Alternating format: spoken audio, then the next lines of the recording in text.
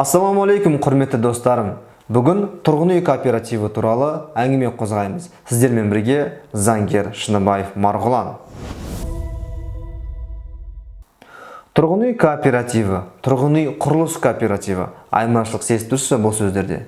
Яғни тұрғын үй құрылыс кооперативі деген айырмашылығы бар. Не үшін оны айтып отырмын? Мына қазіргі таңда рой дейді, басқасы дейді, кооперативтер өте көп қаптап кеткен, бәріміз білеміз, иә. Соны айтып өтейін деген айырмашылықтарын.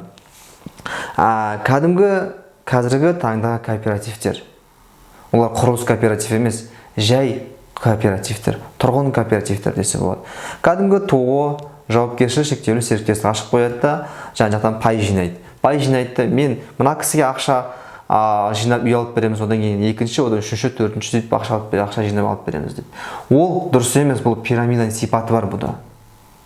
Ал негізі қалай болу керек? Негізінде тұрғын үй құрылыс кооперативін құру керек. Тұрғын үй құрылыс кооперативінің дегеніміз не? Ол белгілі бір 10-нан астам адам, 10 и одан ары қарай адам жиналып, кооператив құрып, коммерциялық емес ұйым, кооператив құрып, мына бір үй құрылыс салуға ақша жинап, сол салып біткеннен сол жердегі пәтерлерді осы пайщиктердің жаңа төлеген ақшасы ретінде сол пәтерлерді беру.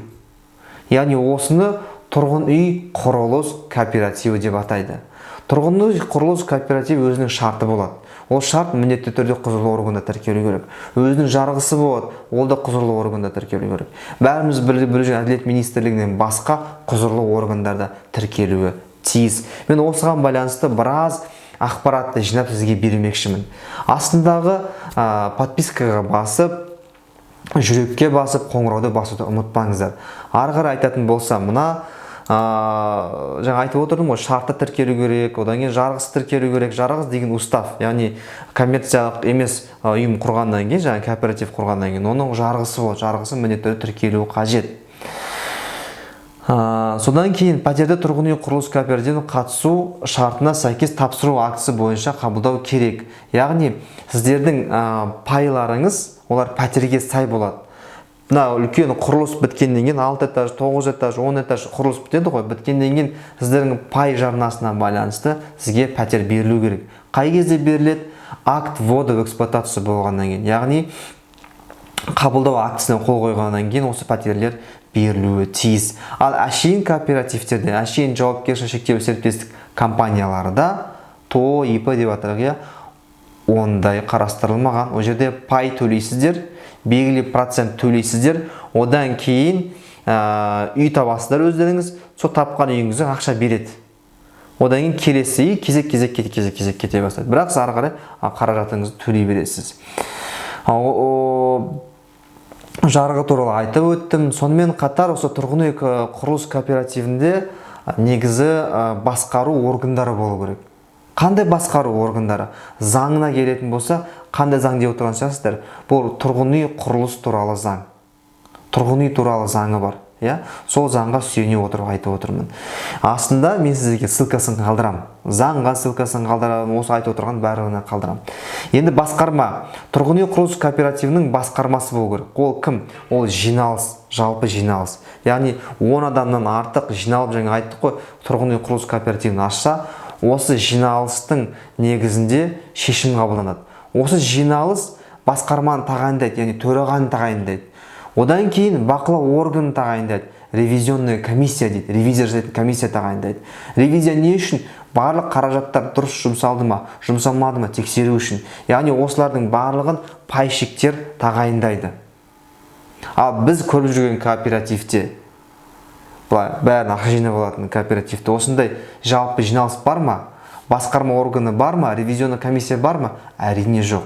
Не үшін жоқ? Қалай ойлайсыздар?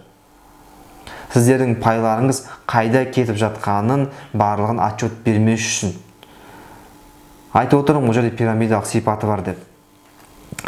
Тұрғын үй құрылыс кооперативін құру үшін құрылтай жиналысы жиналу керек. Яғни жаңа 10 адамнан артық дедім, 10 адамнан артық жиналады, құрылтай жиналысын жасайды, құрылтай жиналысын шешім қабылдайды, сөйтіп кооперативті Әділет министрі арқылы тіркейді. Ол кооператив коммерциялық емес ұйым. Ол пайда табу мақсатында емес, бірнеше адам үй салып, сол үйді қолдану мақсатында құрылған ұйым болып есептеледі. Тұрғын үй құрылыс кооперативі мүшелерінің саны 10 адамнан кемінде 10 адам болу керек тіркелген кезде. Ал тіркелгеннен кейін тағы да пайщиктер тартады ғой. Ол қай кезде тартылады? Жер, мысалы айтайын сізге, жер бар. Оған үй салу керек. Үй салмас тұрын проект сызу керек. Эскизный проект дейді.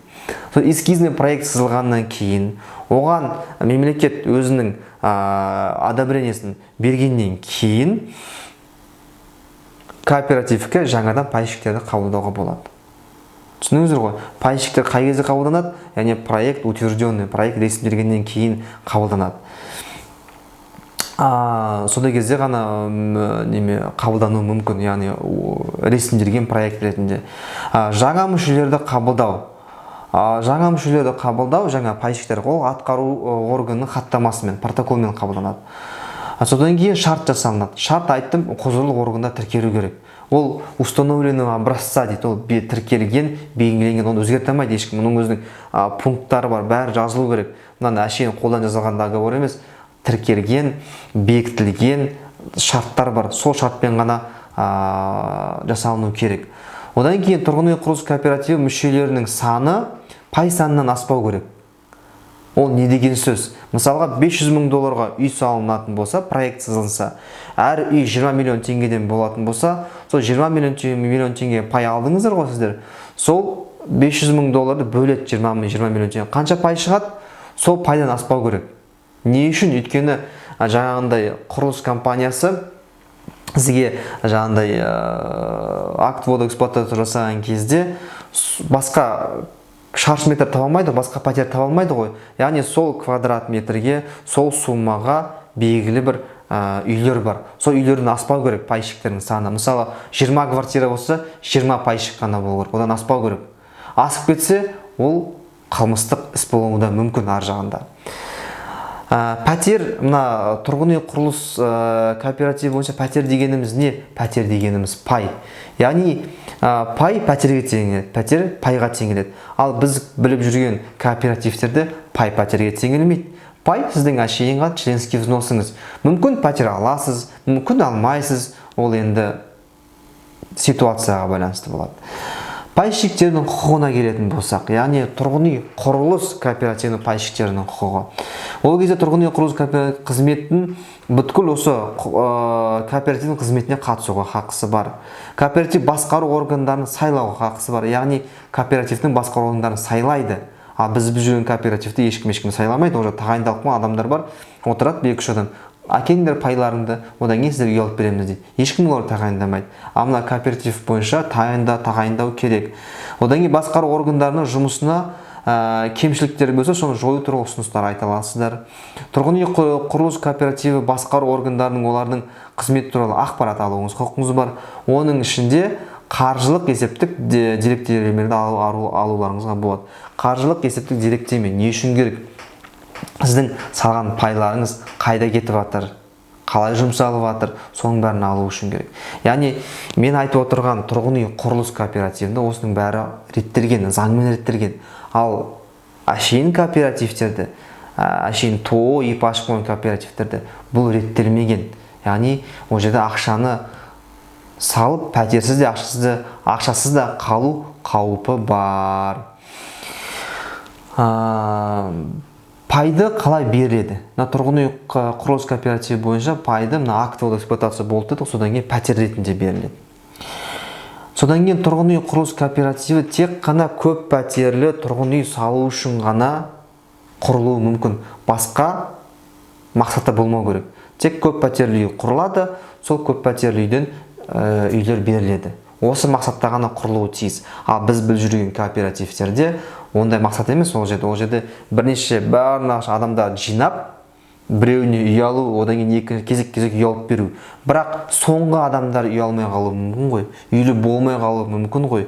Соны да ойлау керек. Сіз мүмкін соңғы болып қаларсыз, кім біледі? Соны тәуекелге бас тігуге әрине мен ондай кеңес бере алмаймын. Әрине енді мен астында осы сұрақтардың жауаптарын, осы айтып отырған істердің бәрін астына жазып қоямын, ссылкада оқысаңыздар болады.